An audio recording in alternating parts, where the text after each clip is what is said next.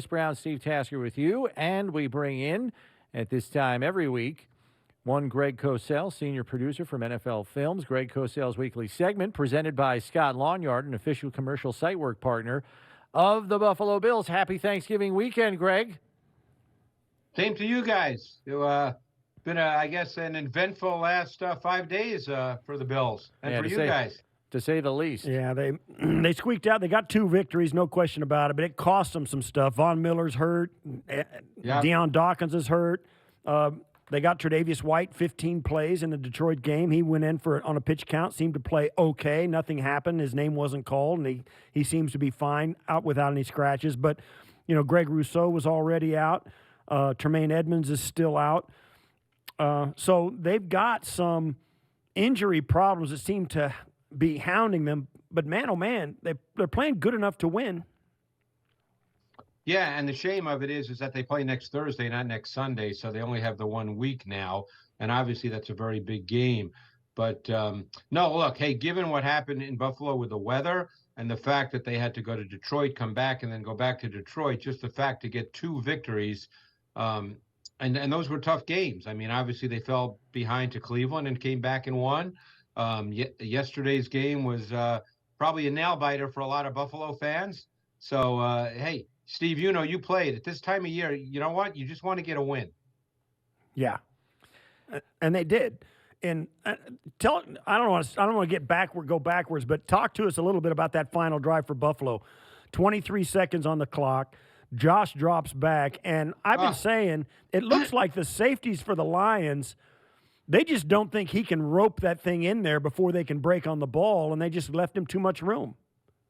Well, they played a coverage that was clearly specific to that situation because they kind of played a 2-man coverage, but they had a robber sitting 12 yards from the line of scrimmage. Now, you could debate whether that's good coverage or not, but that's what they did. And basically, Diggs ran the inside post from the slot to the field, and that sort of robber defender who was their dime player, he wasn't really in position to play that ball because he was too shallow. But that ball, I mean, I was talking with one of my guys on the matchup show today who came in and had to do a little work as well because obviously I watched the tape this morning of your game. But there's not many guys who could have made that throw because, that safety, I forget which safety it was, he hit Diggs literally right as the ball hit Diggs' chest. It was Joseph. It wasn't as if he was really late to get there. But that throw, I don't know, Steve, not a lot of guys. We were trying to think of the list of guys in the league that could make that throw. I saw something on Twitter that said that the ball traveled 59 miles per hour. Oh, yeah. He put a little extra mustard on it for sure. As impressive as that, 23-second drive was to get into field goal range to win the thing, Greg, I was more impressed with the efficiency of the drive right before that. Yep. 14 plays, 90 yards, and a real mix of run and pass there, with Singletary on the ground. Yeah, and you know what? I thought that they handled that drive exceptionally well for this reason, Brownie. I think that this game was, when you look at the game as a whole, and it's Thanksgiving and I have family obligations, so I didn't see any of the 3 games in their entirety. So I couldn't get a feel for game flow of any of the games. So until I watched the tape this morning, I didn't know exactly how the game played out. And the protection was not very good all game long. Right. And Josh started, which happens a lot with quarterbacks when the protection is not good, is they start to anticipate and perceive pressure that is technically not there by NFL standards, but it's understandable because they've been getting it for most of the game. And I thought Josh missed a couple of things where he could have stayed a beat longer in the pocket. He could have hit McKenzie for a second touchdown. I think it might have been late in the first half, and then he got sacked on the very next play, if I'm not mistaken. It was the same play, and he could have hit McKenzie for a second touchdown, but he broke down just a little too early. So, he was starting to play just a little bit fast because the pressure was pretty constant. So I thought, to get to your point about that final 14-play, 90-yard drive, I thought the way they played it was really smart. Instead of trying to have him have deep drops and drive the ball down the field, they kind of played it methodical, efficient, and this way you minimize any issues with your offensive line, because obviously Dawkins was out for the whole second half as well. That's right. And as you said, what else did you see as you watched it? What are the Bills doing offensively to, because Dawson Knox disappears and then shows up on the last drive, on the most crucial drive of the game. He shows up twice. Yeah. What do you think they're doing, and what's Ken Dorsey's, how would you characterize what they're doing offensively, play selection and all of that? It's kind of an interesting mix to me, Steve, because I would say that they don't really push the ball down the field a lot, and that could be a function of the O-line. The reality is, and all I can do is tell you what the tape shows, I would say that their O-line is probably above average, but not probably better than that when you look at the rest of the league.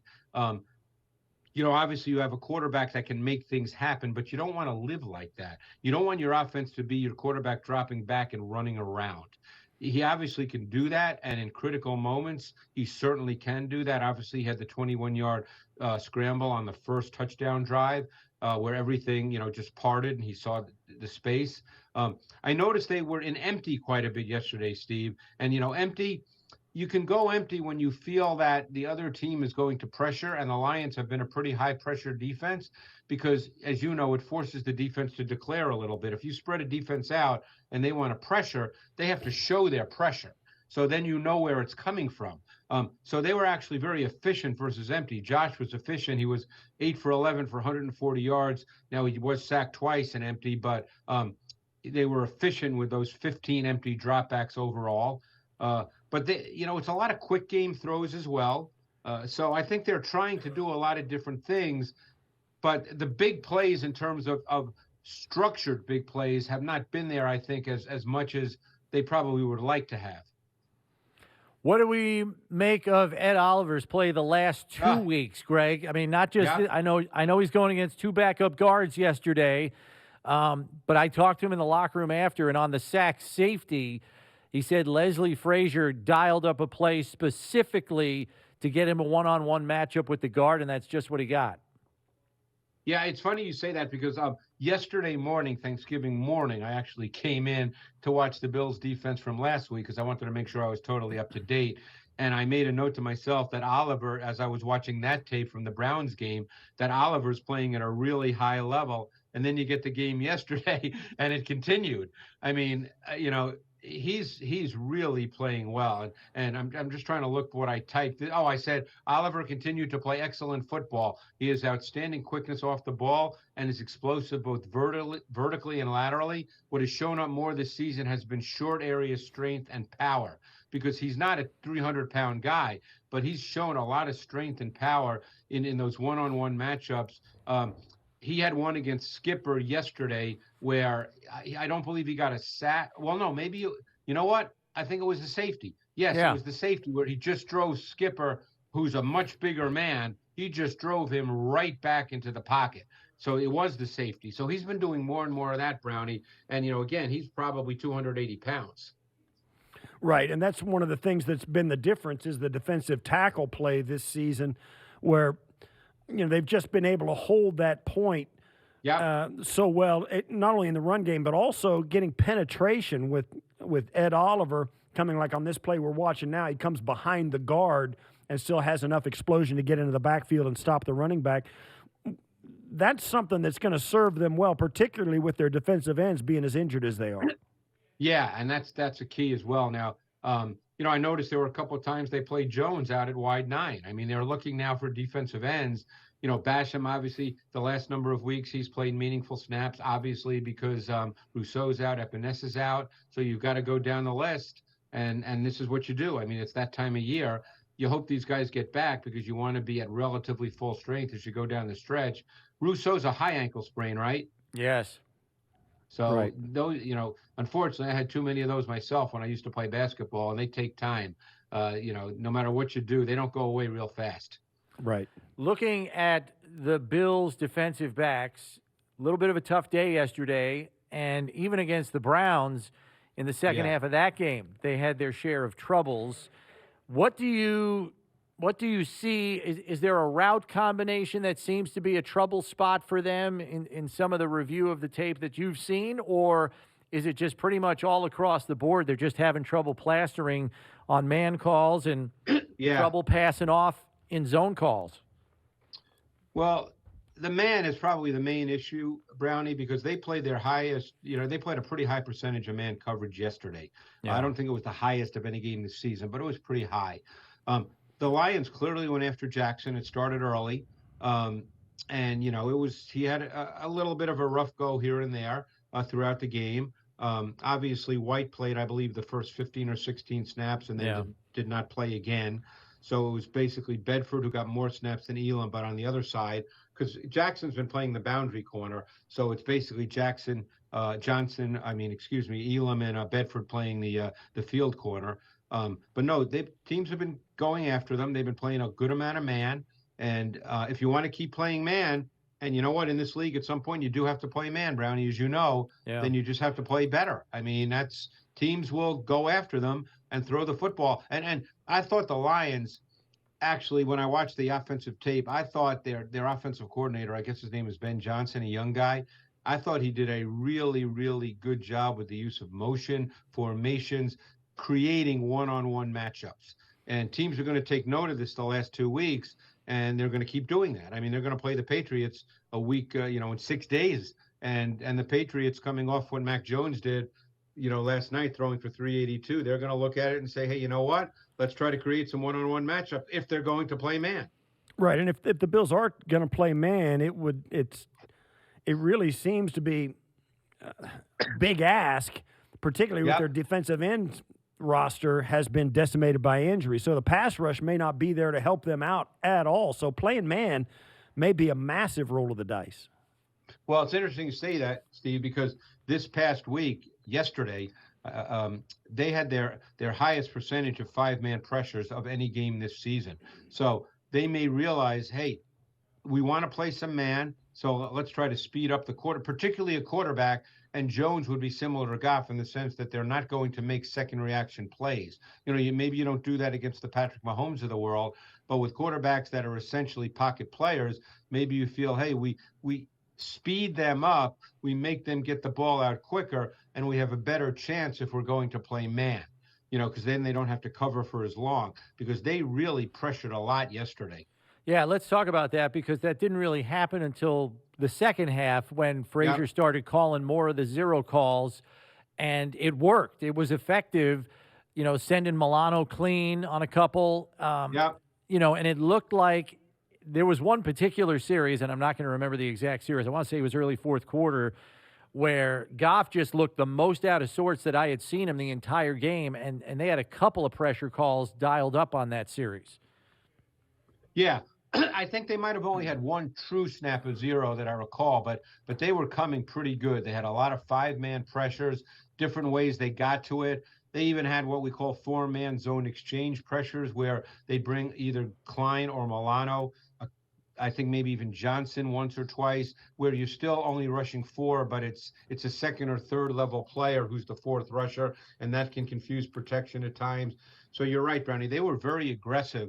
And again, they had a quarterback who is a rhythm player and who doesn't move. So it made sense. And you're right. There was a stretch. There was a fourth quarter drive where Goff, who for the most part, I thought played a pretty solid game, but he had that stretch where he looked, everything was happening a little fast. Right, and when that does happen, you would think if you can get him to pat the football once or twice extra in the pocket, you can get him on the ground. What did you think about the play of A.J. Klein? He wasn't even on the team 2 weeks ago. Not only was he playing yesterday, he was calling the defense. Yeah, well, we had talked about that. It was a week or two before. Remember, we had talked about the fact that we thought it would be A.J. Klein who would end up playing. And, it's funny. I watched him pretty carefully this week because obviously, Dotson played pretty much every snap the week before. And, this is just a tape study observation. I don't think Dotson sees things. The term everybody uses is key and diagnose for a linebacker. I don't think Dotson sees it that fast, whereas A.J. Klein does.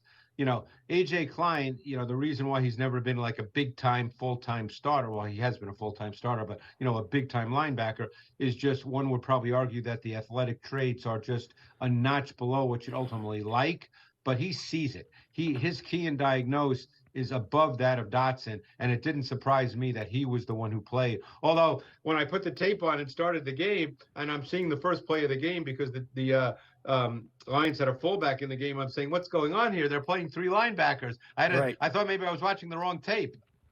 Right. Yeah, they did go to that when they played the heavy formations, as you would expect even the Bills to do, just to kind of help themselves a little bit. And I was talking about the tackle that Klein made on Swift out in the right flat at the end of the game. He doesn't make that tackle. Oh, yeah. Swift's in the end zone, and it's not even close. Poyer's the only guy within 30 yards of him at the time of that play. He kept him in bounds, too. Yes. It was a huge play by a veteran player. The last thing I want to talk to you about, Greg, is obviously the game next week. Patriots, you touched on Mac being a pocket guy, so maybe some pressure calls would be in order again next week, especially if they're really shorthanded at the defensive end position. So that's kind of the 4-1-1 on the defensive approach, perhaps. What do you see from the New England defense, and what do you think would make sense for the Bills from an offensive perspective in terms of a game plan? Yeah, I haven't seen the New England defense this week, but I've seen them, and they're a good defense. Matt Judon is a load. I mean, if Dawkins cannot go, they're going to have to figure out a way. They can't let Matt Judon wreck their game, and you can't go into the game with the idea that, hey, Josh is just going to run around and make plays. that as much as we know that Josh can do that and he can be special on any given play, that's a tough way to think that you have to play offense. So I'll be very curious, Brownie, given their defense and given Judon, who's been almost every game, he's been really, really good. How they go about that, because like I said, they were empty this week. Maybe they don't want to do that. Maybe they have to realize that they've got to keep a tight end into chip. Maybe it's a game where they come out and look, last week against Cleveland, they played a ton out of base personnel. We didn't really get a chance to talk about that. Against Cleveland, they played only about 40% with 3 wide receivers and over 60% out of base personnel. This week, it was heavy 11 personnel, 3 wide. Maybe when they play New England, they go back to playing with a tight end and a fullback and with the idea that, hey, let's chip, let's protect, and let's not worry about Josh being under duress so much. And what do you think, some of the guys you mentioned Judon, and he's kind of the name that jumps to the top of the Patriot defense. What about their secondary? I mean, J.C. Jackson's not there anymore, and we had – No. And Bills fans, Brownie and I were saying, gosh, I wish J.C. Jackson was there because Diggs turns him into the ground whenever they play. Yeah, I know. Right? So, yeah. On the surface, it says, well, they didn't get any better. They actually got worse without him. But how are they playing in the secondary? I think they're playing pretty well. I think it's a good defense overall. Keep in mind, this is a defense that doesn't quite play as much man coverage as we've come to expect. And that just may be a personnel thing. And maybe Bill Belichick thinking, hey, I want to change things. We'll never know the answer to that. But we used to automatically say, going back the last, 2, 3, 4 years, that you're going to get a ton of man coverage. They don't quite play as much man as they used to. It's still a lot of single high.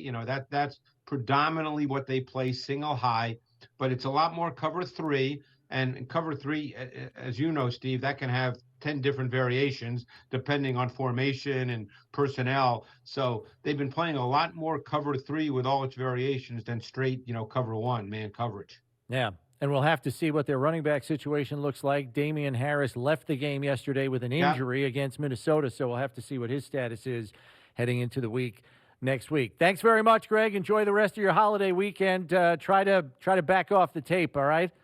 Take a break. I don't know if I can, Brownie. I got a lot to do. It's that time of year. I got you. All right. Thanks, Greg. Appreciate it. Thanks, guys.